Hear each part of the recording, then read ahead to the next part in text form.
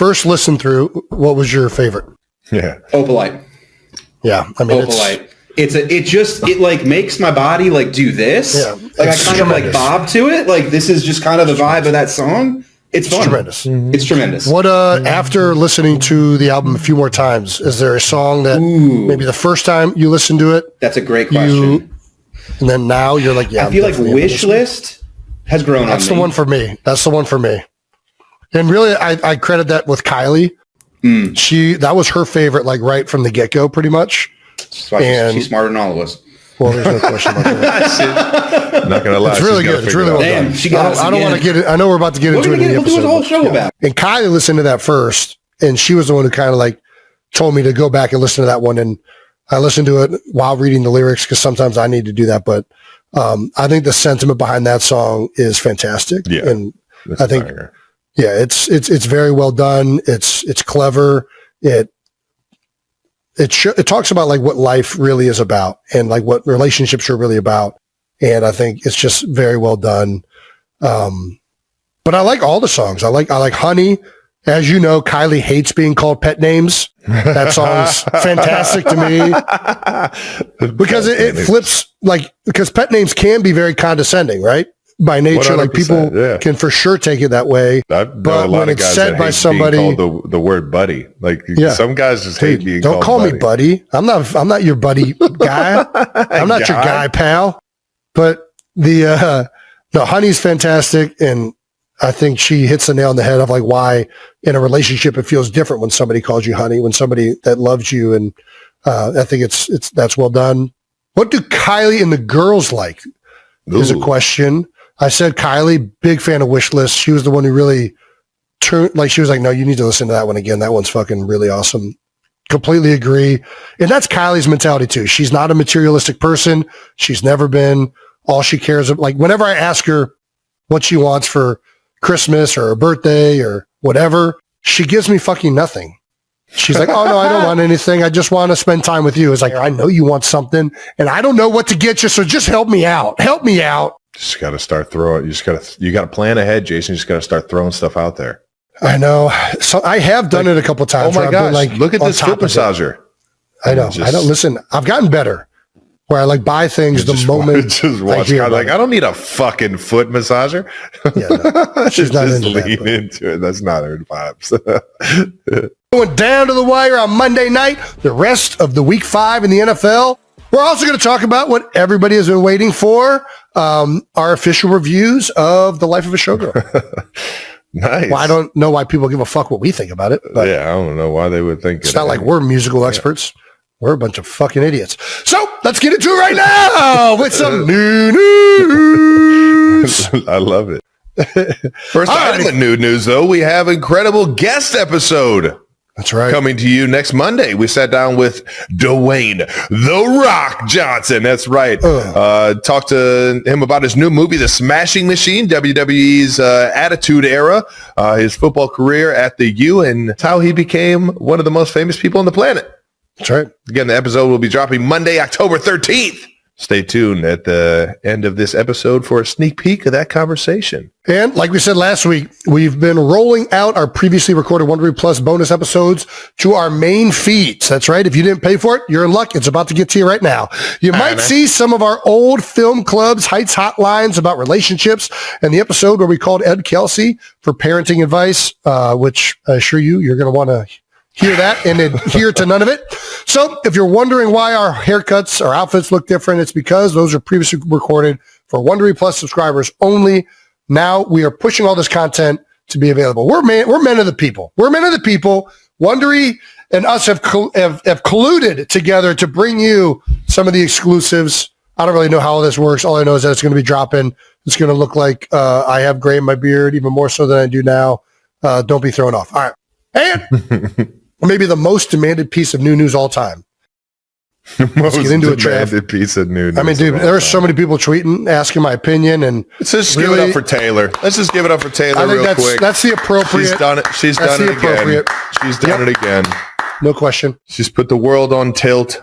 It's been so fun to see everybody's reactions, and we've had an absolute blast watching her go through all of her press tour or radios and all these talk shows, and she still has a few more coming out this week that'll air after this recording right here. But nice. She's looked amazing, sounded amazing, and this album is absolutely amazing. And if you haven't heard it yet, please go check out The Life of a Showgirl. No doubt, no doubt. It was incredible. It was fun listening to an album start to finish and really diving in. You haven't done it in a while, huh? I don't know the last time I've anticipated anybody releasing an album and I looked at all the lyrics and I will listen to every song. I'm more old school music. There aren't a lot of current artists that I'm waiting for the album to come out. I'm going to be honest with you. I got a handful of artists that I really, really look forward to. Okay. But I will say I had already heard every song. You already knew, but I still. How many of them did you already have heard all 12 before it came out? All 12. And I presume that you were listening to them while Taylor was in the room with you? Yeah. Does that feel 100%. Weird when an artist is in the same room with you and you're listening to the lyrics? It's a different feel for sure, but I got used to it real quick. Yeah. Okay. What was the first song you listened to? I just listened to it wholeheartedly, and because it's her creation. Well, you just want to appreciate it for what it is, right? And I think that's the biggest thing, is to make sure that the person that you're in the room with knows that you're being open to what they're creating. Yeah. But yeah, it was fun to hear all of these come together, knowing that a few of them, as she's mentioned, have been about our life together, and it's just been fun to see everybody kind of depict them and all the videos online and people dancing and smiling and having a blast with this. So no doubt. Did you listen to any of the songs before they were fully put together? You know what I mean? Is there any of them where you're you hear a more stripped down version before the final product is oh yeah, 100%. Okay. That's got to be cool. That's one of the things when we've done the Christmas album. Really appreciate the whole that's kind of what Max I was talking Martin about. And production, all that goes mastering into it. Of the sounds and hearing the first version versus the final version. I'm listening to these songs still in my car to work and back and forth from home every single day. Man, they fucking crushed it, because it didn't sound as I don't know if profound's the word, but a lot of the sounds didn't come through as much from the first times I heard them. But either way, I mean, 10 out of 10, they all fucking killed it. No, there's a reason those guys are highly regarded in the industry for sure. All right, well, where do we start with this thing? I don't know how to do an album review. I've never done one. I don't think I'm qualified to do one. I don't think we should do. I think we should just that's fair. Have all fun. Right. I'll ask you this, Jason. What's the question that everyone wants to know is, what's Jason's favorite songs on the album? Favorite songs? Well, as I texted you the day it came out, I would say the top two songs that I liked right away were Opalite and Eldest Daughter. Yeah. And Opalite, I mean, it's just I'm a sucker for any type of trying to think the right way to describe it, but this you're down in the dumps, everything is kind of not going right, you're uneasy in the world, Onyx Skies turn into Opalite, fucking we're back in it, baby, and I'm all about it. The vibe of the chorus is very Christmassy to me, which makes it feel even more joyous. I just love the chorus is just such a catchy freaking groove. It's just a fun bop, man. Love that song. Love that song so much. Eldest Daughter, I'm a sucker for a ballad. And I just think the expression in that song and the sentiment behind it is beautiful. Yeah. Taylor, obviously being an amazing writer, knocked out of the park with that one. I really love that song. Then my other top three on the first time listening through were probably Fate of Ophelia, Life of a Showgirl, and Actually Romantic. I like Actually Romantic a lot. It's kind of almost that's become my I wouldn't say new favorite, but that's the one I catch myself going to whenever I look at the list. I loved it. I really did. It's got that that alternative rock, it feels 90s to me a little bit. Yeah. I love that shit. And then to me, when I was listening to it the first time, and I don't know if this was the intention by Taylor. Yeah, she makes talking shit sound so sweet. I thought that was a lot of fun. Wishlist now is probably one. I would put that up there with my top tracks on the album. And Kylie listened to that first, and she was the one who kind of like told me to go back and listen to that one. And I listened to it while reading the lyrics because sometimes I need to do that. But I think the sentiment behind that song is fantastic. Yeah, and I think, yeah, it's very well done. It's clever. It talks about like what life really is about and like what relationships are really about. And I think it's just very well done. But I like all the songs. I like Honey. As you know, Kylie hates being called pet names. That song's fantastic to me because it flips like, because pet names can be very condescending, right?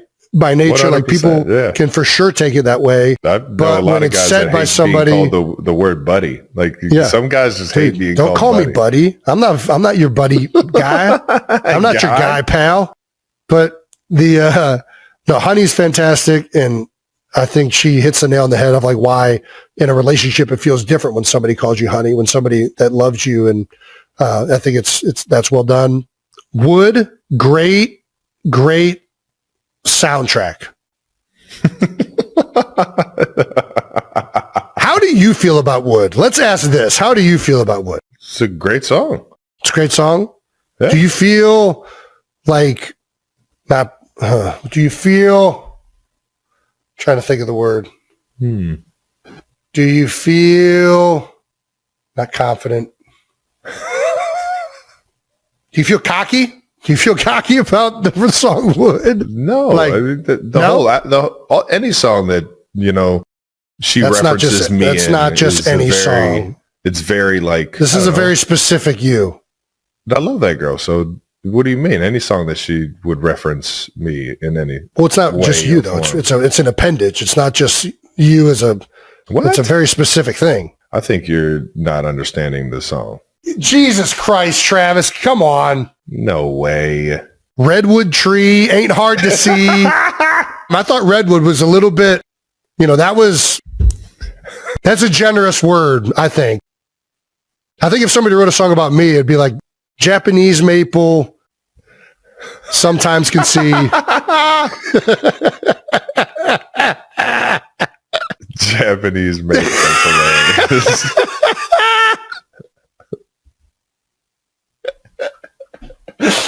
That song's great though. The freaking the beat to that song is fantastic, and that's right up my alley. So well done. I think it's a great song. What other ones really caught? Canceled was one that initially when I listened to it, I don't like a lot of like ominous sounds typically, and that's kind of got like that kind of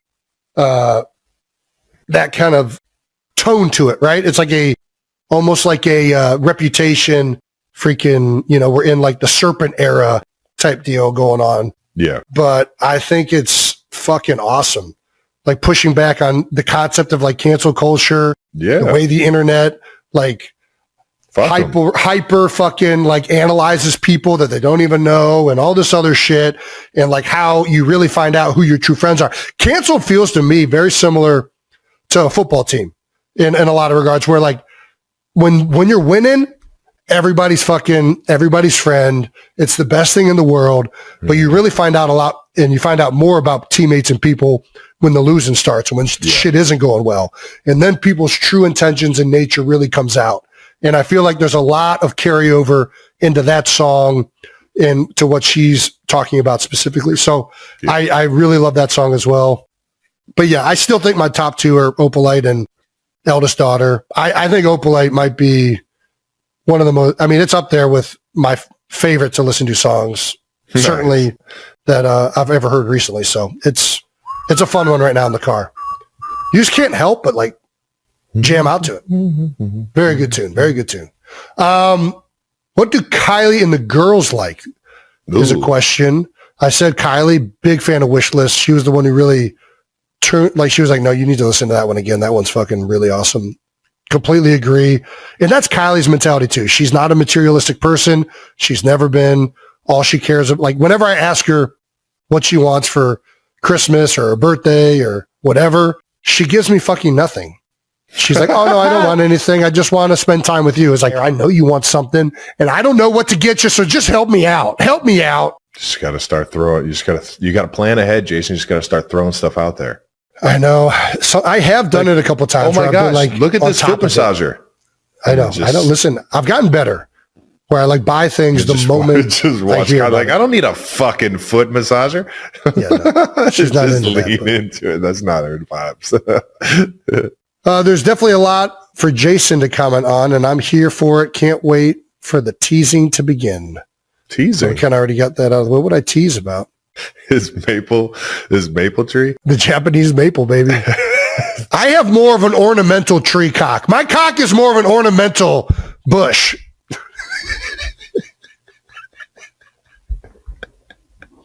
Look at that beautiful tree. Look at that tree. Look at that cock. I got one right outside. And inside. There we go. That's too funny. They're highly sought after. 92%ers wanted to know our reactions on New Heights getting a shout out. Yeah, New Heights. The manhood. That was pretty cool. That's pretty cool. Was shout out. Wood, right? Yep. Yep. I would have paid good money to watch Jason listen to the album for the first time, specifically for Wood. I don't know why everybody wants to see me responding to that song so much. That is like because they know you're in on I'm a big, you know, obviously Nick Foles. Nick Foles. I mean, I'm in on the Wood. I am. I'm in on the Wood. As a pun. Is a banger. I think inserting wooden innuendos is always childish enough for me that I can get on board with that. She couldn't work intern into a lyric? Is that a... I don't ask for a lot. Yeah. I thought maybe it rhymes with a few things, but that's okay. I'm sure. It's probably close. It's on the next one. Sure Taylor's on the next one. Yeah, I'll throw that in there. Just let her know. I wonder what would a song with intern Brandon in it consist of? Like what? I don't know. Trying to think of. Canceled. I feel like it may be canceled. This is Taylor's new song. Why the fuck does it take so long to record a podcast? Yeah, exactly. Who knows who it's about? Could be about anybody. Yeah, it's a song about wanting to hang out with your fiance, but he's too busy podcasting because this intern Brandon won't fucking keep the thing on track. Oh, I love Taylor's new song. Can you fucking wrap it up? But overall, really enjoyed the album. Love the album because I mean, she just does such an incredible job of talking about her life in ways and with lyrics that I think are relatable and people connect with. And I sure as hell did. I mean, even eldest daughter, I know it's about being the oldest sibling of the female gender, but even as like an older sibling as a brother, and like the way she attacks that song, speaking about probably that and multiple other things. Yeah. I just think it's very relatable. And I think, I mean, I'm an eldest. Yeah, you are. You can relate because you have Wyatt is your oldest. Well, that too. I'm more thinking of like you're the oldest sibling. So like you're kind of entering everything for the first time. I really enjoyed it. Hell yeah, brother. Well, you're not the only one. It was the most streamed album after the first day. Fate of Ophelia was the number one streamed song and the most streamed single, I believe, that after the first day of all time, maybe. I mean, it's true. I don't even need to look it up. Yeah. Well, we weren't the only ones that enjoyed it. Mama Kelce and Uncle Don on Joan, they all went to the official release party of Life of a Showgirl at the AMC theaters. The theaters dropped, I believe, a little over an hour special on all the songs and Taylor's first music video from the album, which is The Fate of Ophelia. And yeah, absolute banger. If you haven't seen it, go check it out. I believe it's out on YouTube now, but over the weekend they had a bunch of release parties at the AMC theaters, and Mom, Uncle Don, and Aunt Joan all went. That's awesome. And then stopped by the hotel to tell me happy birthday afterwards. I was about to say, it was great seeing them down in Jacksonville. Have you talked to Dad about the album? No. I haven't talked to him about the album either. No, I haven't. Maybe that's who we should get a live listen to I'm terrified. have Papa Kelce listen to Wood live and hear what his reaction is.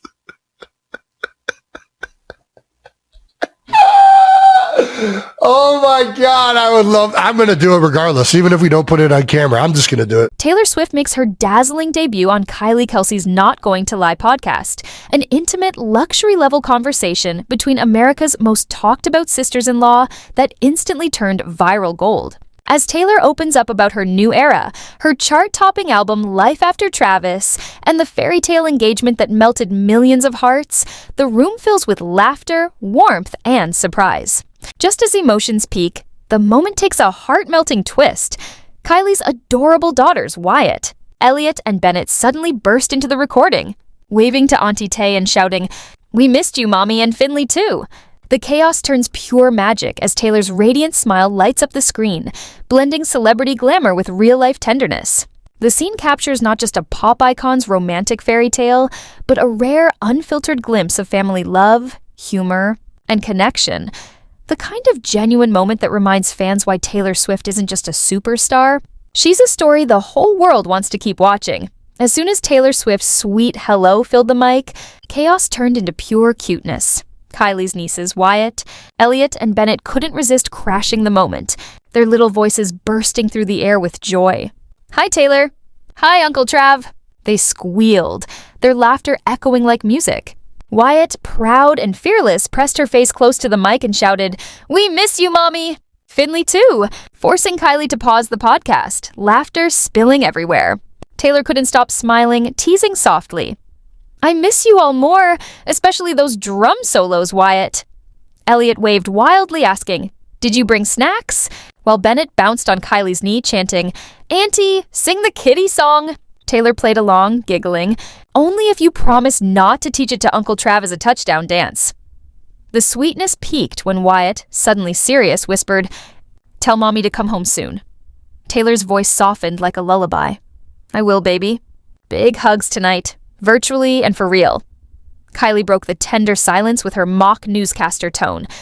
"Breaking news, niece takeover of Not Going to Lie." Taylor laughed. "The best kind of takeover." Wyatt wasn't done, though. "Uncle Trav, do you have cookies?" came her next demand. From off mic, Travis confessed with a grin, "Only if you don't tell Taylor." As the laughter faded, Taylor's eyes glowed with warmth. "Tell Aunt Kylie your favorite thing about today," she said.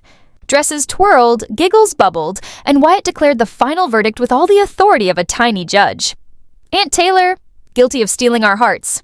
Case closed. Taylor waved sweetly, puckering her lips into a playful kiss.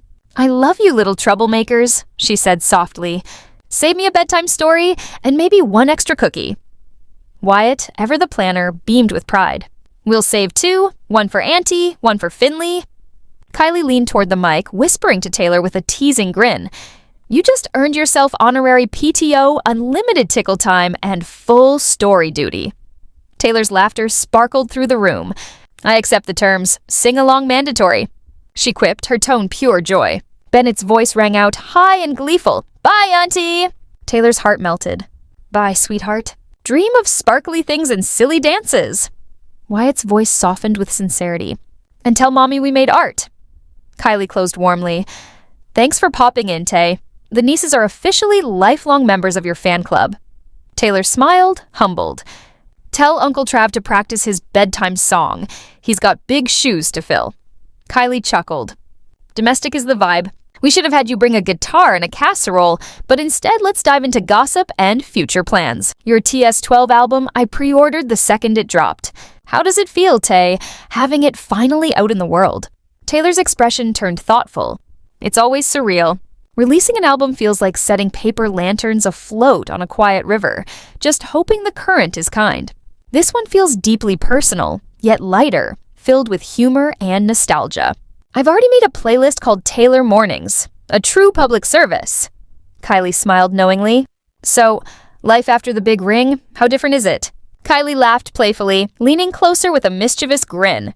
"So, is everything now sparkly napkins and choreographed grocery runs?" she teased. Taylor burst into laughter, shaking her head. "If only," she replied warmly. "It's not some overnight fairy tale. It's more like a tiny, permanent sleepover with the most loyal teammate."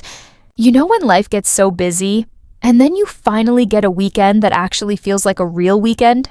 That's what this feels like, but times 1,000. Her voice softened with a quiet joy. There's this new layer of calm. Even when things are chaotic, it still feels like we're firmly on the same team. Kylie grinned.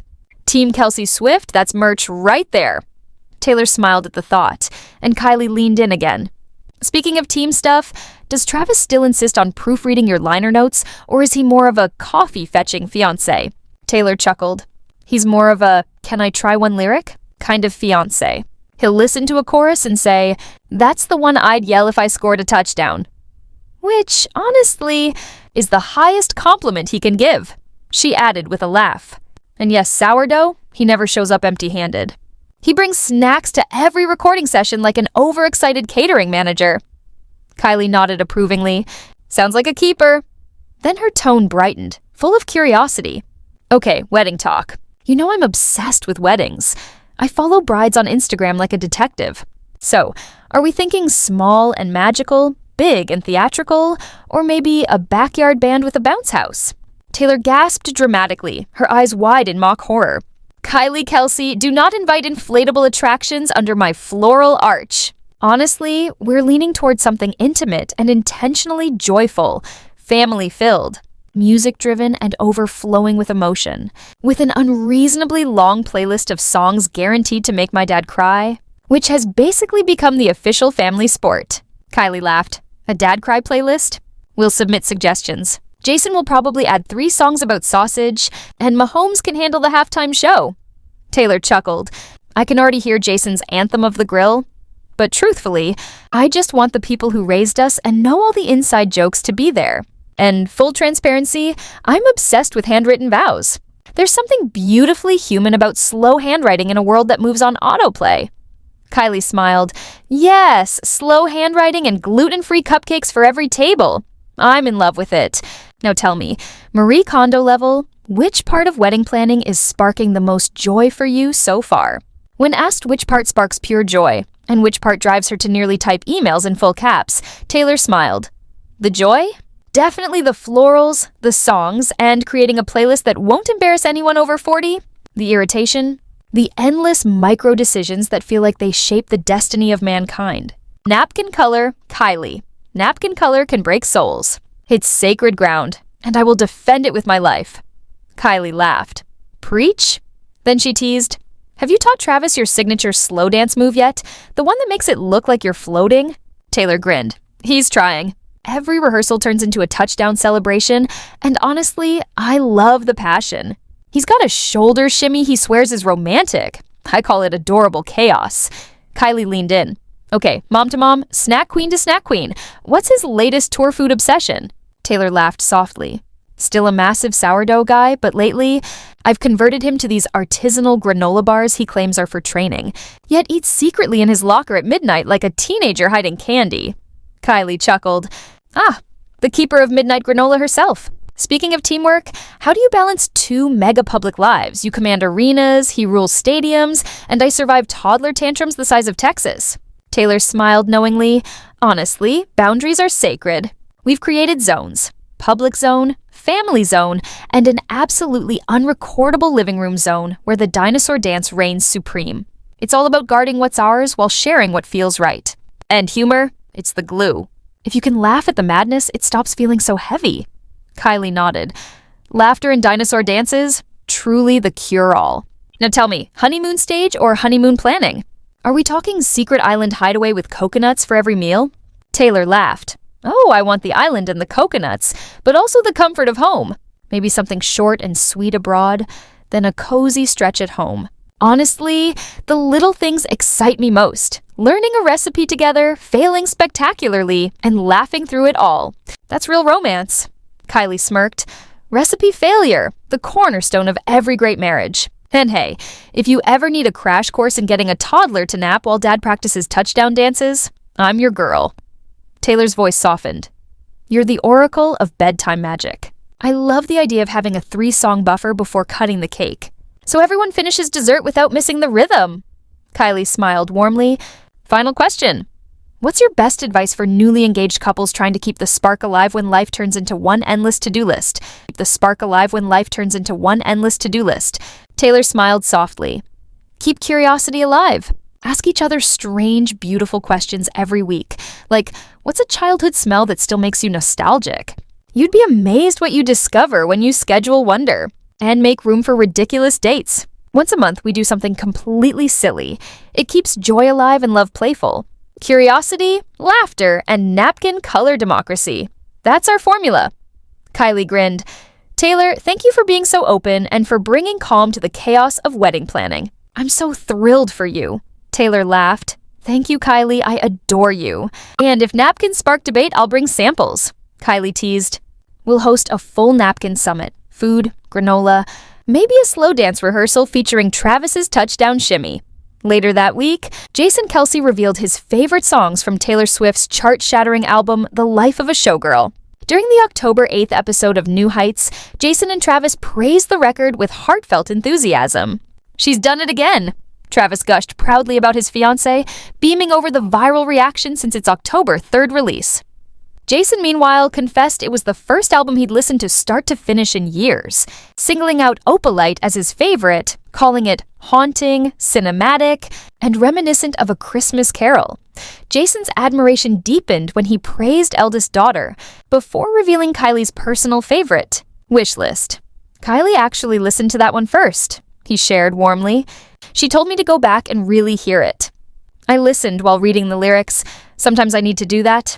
And the sentiment behind that song is just fantastic. He applauded Swift, 35, for her razor-sharp songwriting and her ability to capture the beauty of real relationships in a world obsessed with perfection. Quoting her heartfelt chorus, I just want you, have a couple kids, got the whole block looking like you. We tell the world to leave us the fuck alone, and they do. Got me dreaming about a driveway with a basketball hoop. Jason said the lyrics resonated deeply, especially for Kylie, who's never been materialistic and has always valued authenticity over glamour. The father of four smiled as he explained how Taylor's words mirror their everyday love story. Simple, genuine, and grounded. Swift, meanwhile, had announced her 12th studio album while debuting on New Heights in August, with Travis proudly declaring every track a banger. Taylor described the project as a fearless reflection of her most joyful, dramatic, and wildly inspired chapter yet, an emotional evolution set to music, echoing with love, passion, and unstoppable creative energy, and that glowing, unstoppable effervescence radiates through every beat of the record. In a later episode of New Heights, Travis couldn't hide his admiration, revealing Opalite as his favorite track, a song that, to him, captured the soul of Taylor's genius. With genuine awe, he confessed, I'm just the lucky man who gets to stand behind Taylor while she creates one of the coolest albums I've ever heard. His words carried the warmth of quiet pride as he spoke about witnessing the process from the first spark of inspiration to the album's breathtaking finish. Everything went perfectly, he said softly, and I'm just happy as hell for her because she's proud. She's truly happy with it. Though he humbly dodged the spotlight, fans couldn't ignore the unmistakable mark Travis left on the project, especially in the deeply intimate song Wood, inspired by his redwood tree.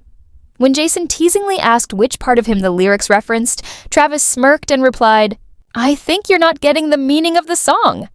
His playful humility only fueled curiosity, because while he might shy from the credit, it's clear Travis Kelce isn't just a muse. He's the heartbeat behind Taylor Swift's most personal and powerful love story yet. During the October 8th episode of their New Heights podcast, Jason Kelce couldn't resist praising his brother, prompting a rare, heartfelt reaction from Travis, who at 36, shifted uncomfortably under the weight of admiration before humbly redirecting the spotlight toward his fiancée and her breathtaking new album, The Life of a Showgirl. I'm just the lucky man who gets to be Taylor's support system while she drops one of the coolest albums I've ever heard. Maybe one of the greatest the world's seen, the Kansas City Chiefs star said with quiet pride. His voice carried genuine awe as he described watching her journey unfold, how she began crafting the album in the midst of her grueling European tour, connecting every detail with visionary precision until sound, story, and emotion formed something timeless. Reflecting on the final stages, Travis recalled the unstoppable energy that followed once Taylor decided the record was finished. From that moment, he said, she and her team worked their asses off to make it one of the biggest releases of all time.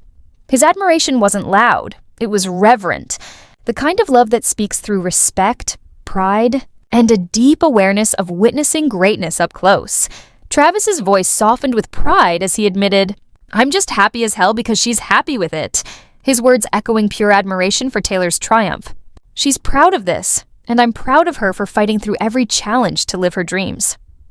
On October 3rd, Taylor Swift released The Life of a Showgirl, sending fans into a frenzy as they dove into decoding all 12 tracks, each layered with emotion, mystery, and unmistakable nods to Travis.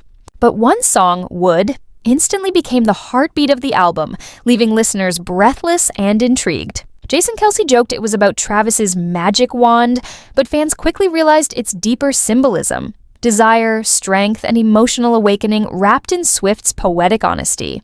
"Forgive me if it sounds bold," Taylor croons. "He tamed me and opened my eyes. A redwood tree, his love the key." During her Tonight Show appearance with Jimmy Fallon on October 6th, Swift revealed the song began innocently, just a simple idea about knocking on wood and superstition, but somewhere between the rhythm and the vibe, it transformed into something magnetic and timeless. "I don't even know how we got there," she laughed, "but I love it so much." On her Life of a Showgirl press tour, she revisited Wood repeatedly, but only once did she open up about her mother, Andrea's reaction, a rare, intimate glimpse into how even the most powerful lyrics can echo deeply at home, laughing with that signature mix of charm and mischief. Taylor confessed on SiriusXM's The Morning Mashup that her mom has her own innocent interpretation of the song. "I think she thinks that song is about superstitions," Swift quipped, pausing with a playful grin before adding, "which it absolutely is." Her voice carried that teasing edge fans adore, the kind that blurs the line between truth and inside joke, leaving listeners wondering just how much of Wood is metaphor and how much is revelation.